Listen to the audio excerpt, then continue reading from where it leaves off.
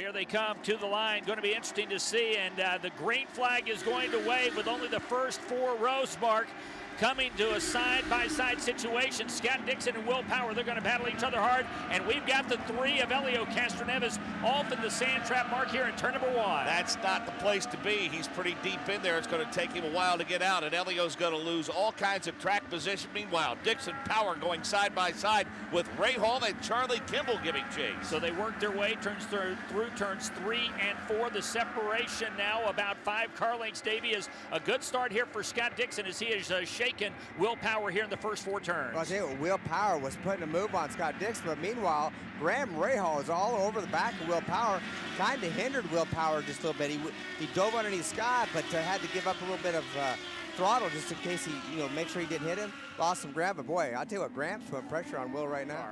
And Davey, we're taking a look at the replay right now. Oh yeah, and JP just got in too hard. Tried to drive right underneath him. And yeah, boy, the Japanese fans probably won't like that too much. Yeah, so we're watching another view as, there is De Oliveira, the Brazilian, who is the former Formula Nippon champion.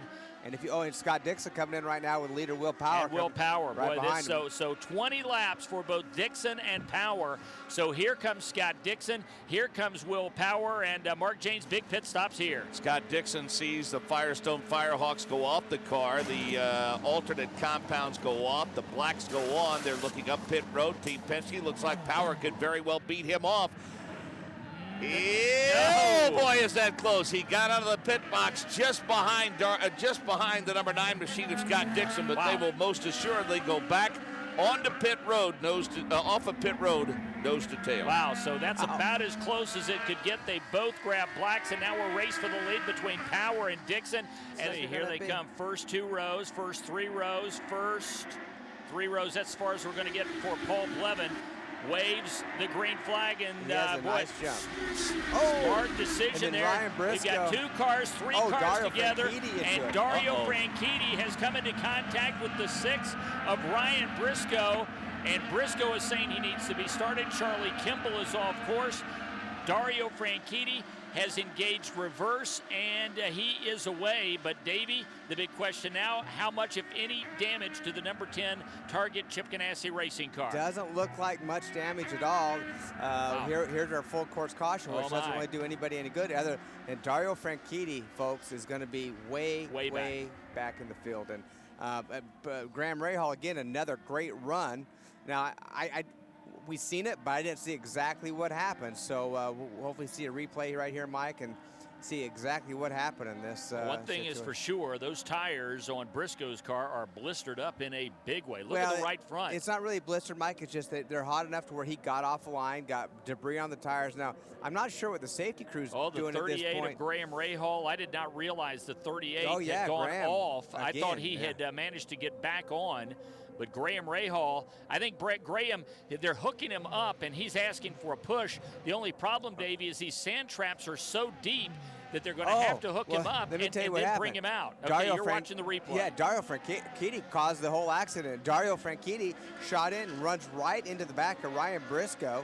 And you can see it right here. He just really doesn't even get close. Just boom, hits Ryan Briscoe's right rear tire, spins him around, spins him into Graham Rahal. Charlie Campbell has nowhere to go, but that is 100%. Dario just flat ran into Ryan. Wasn't even close. And here they come. So Scott Dixon will be the leader. He will choose driver's left for the restart. So here they come.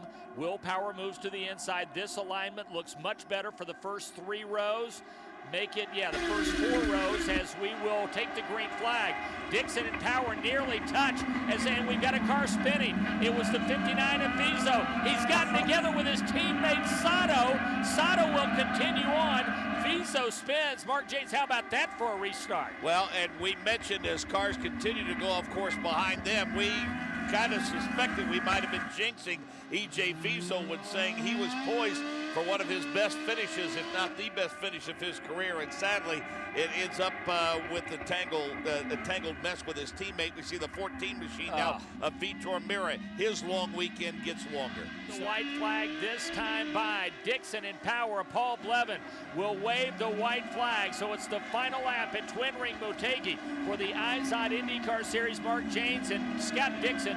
What a day it has been for the driver from Auckland, New Zealand. Scott Dixon tied with Johnny Rutherford in wins in looking to pass Roger Ward and Rolf De Palma. He's led 126 laps on this season. This is the 6th race that he has led.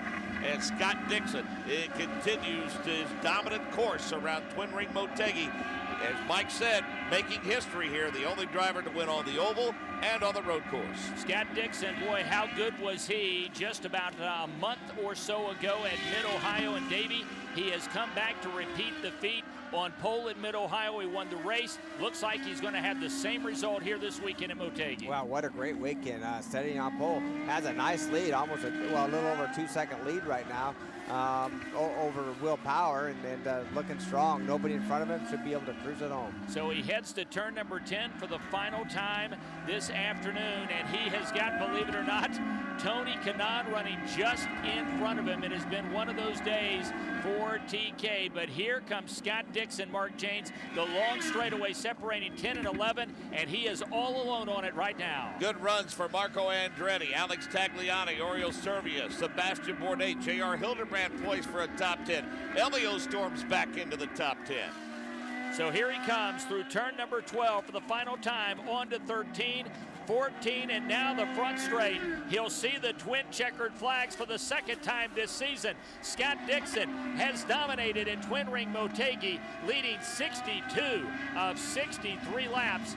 And the man from New Zealand is back in victory lane, and he will go to Kentucky just 59 points behind the new championship leader in the IZOD IndyCar Series, Will Power, who has erased all of Dario Franchitti's lead and gone to the top by 13 points with his second place finish here today.